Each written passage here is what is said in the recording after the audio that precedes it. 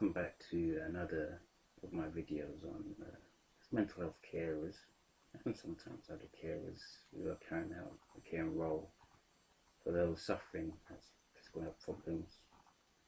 And to be honest, sometimes I just raise awareness on mental health issues and conditions regarding how carers can at least tackle and help those suffering under difficult mental health problems, just help care for them. Now, on this video, as you can see from the title, about carer burnout and fatigue, or the risks on those issues, I do not really want to give those relying on carers a bad name. But I'm just stating out the territory which carers can find themselves in. I felt this time I should mention how easy it is for carers to risk burning themselves out while providing care for a loved one who perhaps is suffering from a mental health problem or condition. And however, it does depend on the person suffering from that mental health condition, on that situation that they're going through, how bad the mental health situation is, how bad the mental health problem is, which sometimes can demand a high level of care from a carer perhaps within a family, or a carer who is the friend of that person. And to be honest, carers will have to try and provide care, perhaps maybe for the long term. And if this is the case, then this video, which I am going to go into more detail in, will perhaps raise some issues which you can think about, and what are the risks for carers regarding care fatigue, burnout, or stress. And remember that I'm not a mental health professional, I'm just a carer, willing to share at least some of my experiences and knowledge for other carers, especially mental health carers out there. It might give them something to think about, or perhaps they can apply in their situation. Although the core aspect of what I'm talking about is usually going to be just mental health problems, these can actually apply to carers caring for someone who has a physical disability, or even both mental health and physical health problems. So, what are the emotional impacts on the family when a carer within that family is caring for someone suffering mental health problems? Well, when mental health problems actually strike someone in the family, or a close friend, then the situation is emotional enough already. It is like you're having to try and to connect to a different person, and you begin to wonder if they are the same person, but for some reason they'll have a different outlook. And basically what I'm explaining here is someone suffering under a mental health condition could pick up bipolar, suffering from bipolar condition, hence I'm not a mental health expert. It's like, again, you're wondering, this is not the same person that I used to know. Another example is someone suffering from a psychosis condition, hence they might, I know this might sound derogatory, they might pick up strange beliefs or aspects, and you begin to wonder as a carer, this is not the same person that I knew before, it's like a completely different person. It's very distressing. Unfortunately, the outlook could have such an emotional impact on the family. There will be arguments, accusations, withdrawal and suspicions, and this is again when you're caring for someone who is suffering from one of the mental health conditions that I've mentioned, and there are more. There's lots more. A carer will, unfortunately, be arguing at some point, not all the time, but be arguing as to why the sufferer is doing the things they're doing or acting the way they're acting. And this can have an emotional impact on the family. I like to state that in most cases there's there's no one to blame on this issue. Mental health can happen to anyone. I don't think, especially with the bipolar and some forms of schizophrenia, you can blame the mental health sufferer for the things they do, unless we could look at some forms of addiction where there is some form of choice, or if there was medication issues where the sufferer is refusing medication, which makes it very difficult, not only for the sufferer but for the carer trying to provide the caring role. Now, such impacts can threaten to split the family, and quite often this is usually the case when a family needs to be at its strongest. Unfortunately, there will be situations where a lone carer is expected to just get on with it. They're just expected to provide that care by themselves within that family structure. And a carer is expected to provide that care regardless if there is a family support or not. And quite usually, family support tends to be lacking because, let's face it, no one likes conflict. And thus the emotionally strongest person tends to step in and provide that care. The thing is, when mental ill health starts tearing the family apart, how can a carer be in control of their emotions? So, for instance, let's look at the types of emotions a carer can actually go through.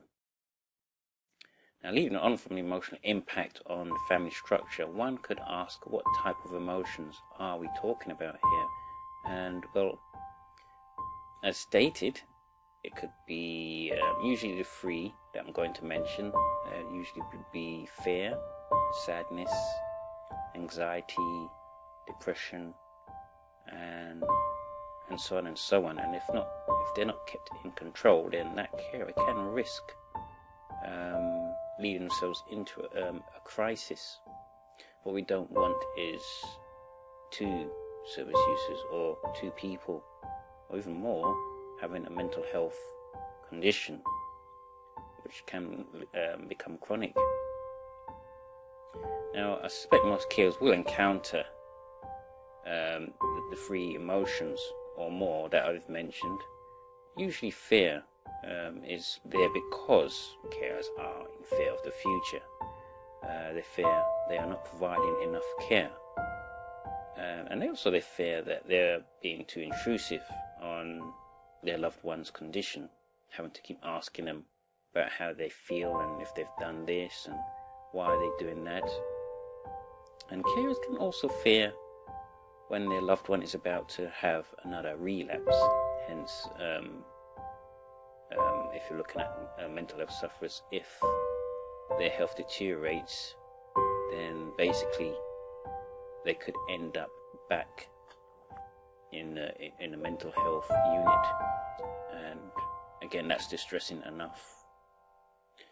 They also do worry about how bad this relapse could be. Now,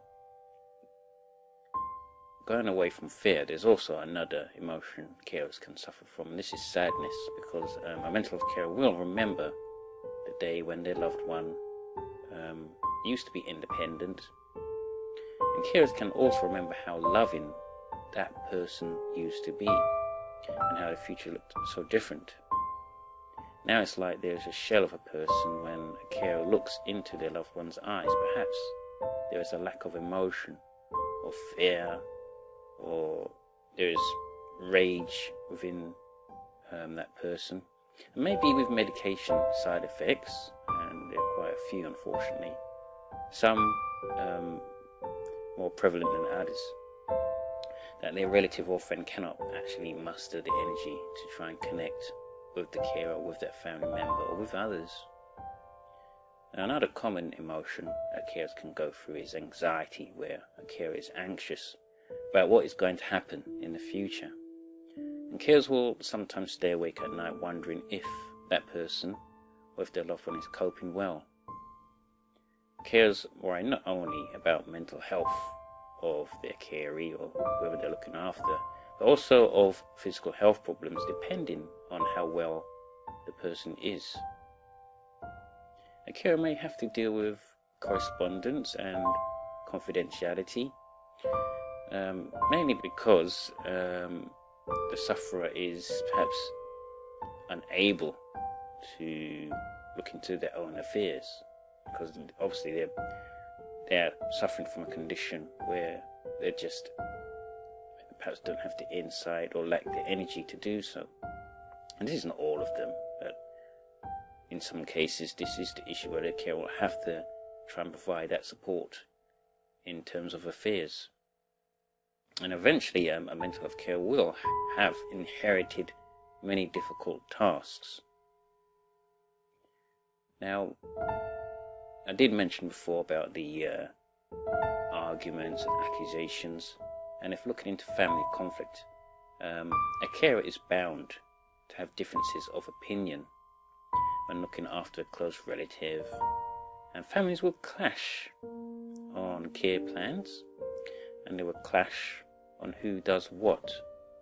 But there can be a clash, because just as if it was not enough to provide care for someone, then the family begins to have a conflict on where there is a risk of members of the family withdrawing from the situation. Again, leaving the particular member of that family, a carer, having to just carry out that care. Now, if there was one thing that initiates arguments or conflict, then it's got to be money. And if mental ill health was not the primary concern of money issues, then money itself can be the burning issue.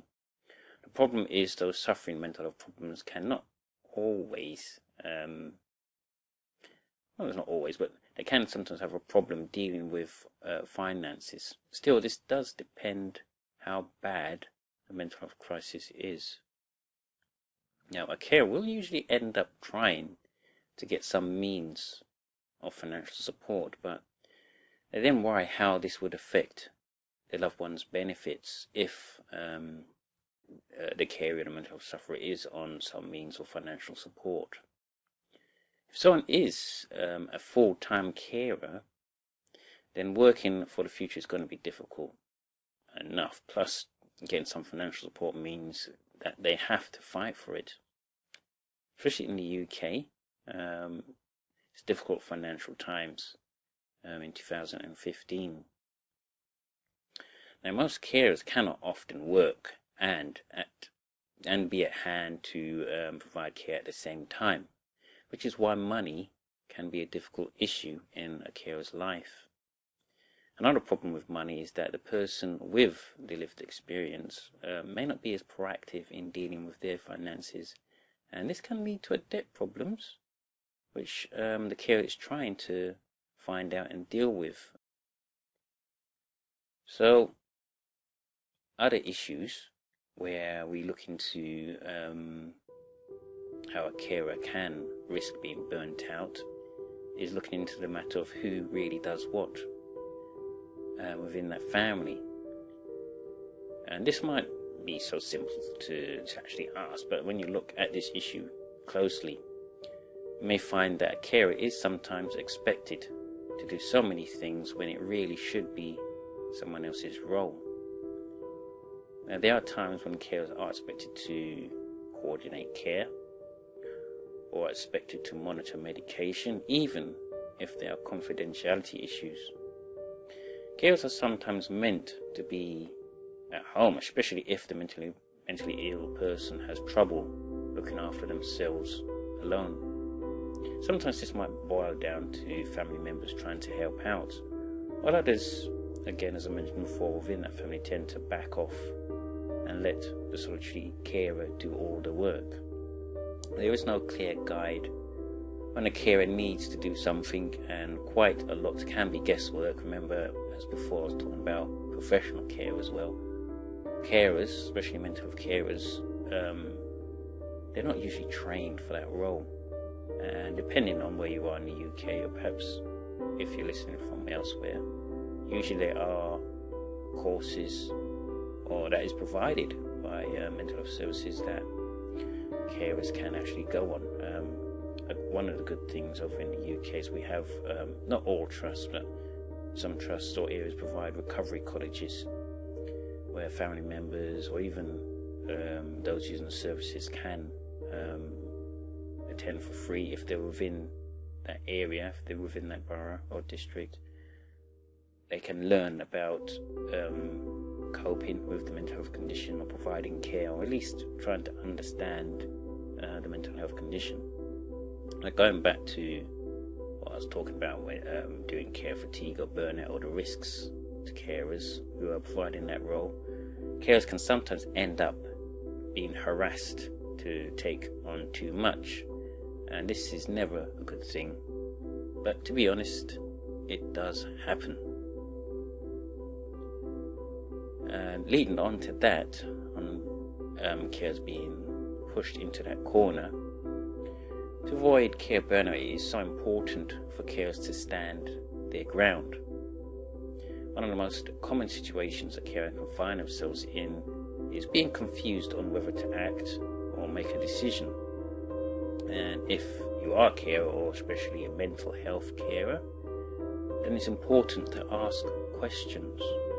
And I'll repeat this, ask questions.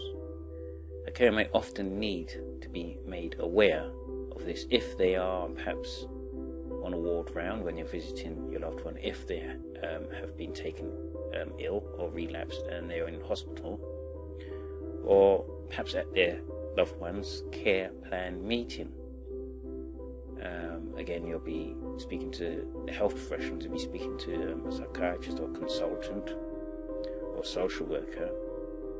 And as a carer, it does little good to just sit there in silence when a mental health professional is trying to find out what the best course of recovery is. If you're providing care for someone, the best thing is to perhaps at least wait for the psychiatrist to ask what your opinions are if you've been invited to that ward round, because this does sometimes, not all the times, but sometimes rely on the service users or the mental health sufferers' permission. That's very important. But it's also quite important that carers are included. Carers and families are included in the recovery of their loved one's condition. Now, if there is something a carer feels is wrong, especially when they are in that meeting, then they should ask that question about what they're expected to do. Ask a question of something that they don't understand. And if there's something a carer feels wrong, then they should stand their ground if they're not sure of something or need clarification. This does not mean carers should initiate conflict, and unfortunately this is perhaps common when the mental health industry is very emotional. But at least a carer or family member should state their points. And such a situation can again extend to a family where family members sometimes can demand a carer to do more than they are equipped to do. Carers need to stand their ground if they are being taken advantage of. And perhaps this is a human condition. If someone does something for so long, then everyone thinks that they're responsible for that role. Now, if one or all the things that I've mentioned affects you, if you are a carer or mental health carer, it is always a good idea to share your problem. As in speaking to others or connecting with other carers, other mental carers. There's a saying that goes like this: a problem shared is usually a problem halved. It is not always a good idea to be a carer in isolation, and many carers often are in isolation trying to provide care for someone suffering of a devastating mental health condition, as there are so many carers out there who are isolated from society, isolated from their family. and isolated even from themselves. As a carer, one of the best things to do is seek advice. Seek connections with other mental health carers. You can get advice from them. Even if you've been a mental health carer for so long, perhaps help them out, give them some advice. They might not take it, but it's an option. Even reach out to family members for support. Give them a call if things get too much for you. Don't sit there in isolation. And it can be so easy to keep it all in. But there's always a risk of being overwhelmed and end up being burnt out. Now, self-care usually means keeping an eye on your own health. And this could be just watching out for what you eat. When we are stressed, we tend not to want to concentrate on cooking. We'll just go out and eat food that makes us feel good. Perhaps something like comfort food because we're so down and distressed. Another thing about self-care is getting a good night's sleep. Remember what I've mentioned before, sometimes carers can stay awake worrying. Distressing yourself and basically looking after yourself mentally is one of the top issues, or the top roles that a carer need to keep an eye out from.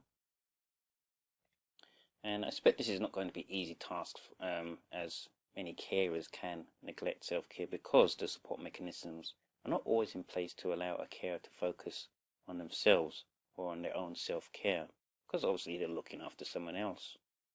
Carers can, if willing, provide their own self-assessments if they have the skills and they are confident to do so. Carers should try and plan ahead and recognize the signs of neglect or burnout. And, if a carer cannot care for their own health, then how can they expect to care for someone else? Carers need to recognize the signs or just take time out even before there is any conflict or burnout or care fatigue. Taking time out need not to be a selfish thing or be heavily planned. Taking time out could be as small as going for a walk or having a relaxing bath or going to see friends. If there's one thing that carers suffer from is to be, as I mentioned before, isolation from the society or community. Carers need to use time out as a tool to aid not only in support for their loved one, but for also themselves. Well, I'd like to finish up on just stating that just remember, if you are a carer or know someone who is a carer, as a mental health carer, then part of the family structure is support. The family unit has to try and work together to care for each other. Obviously, there will be times when part of the family has to provide care for the long term. The same can be said for someone in the community. Perhaps as a friend may try to be there for other friends, or someone who they know might be going through difficult times with mental health conditions, or perhaps being there for a neighbour. What I'm trying to say is we all are connected at some point. If you're caring for someone, then you must remember that your level of health will affect the level of care and support provided to whoever you care for. Thank you for watching.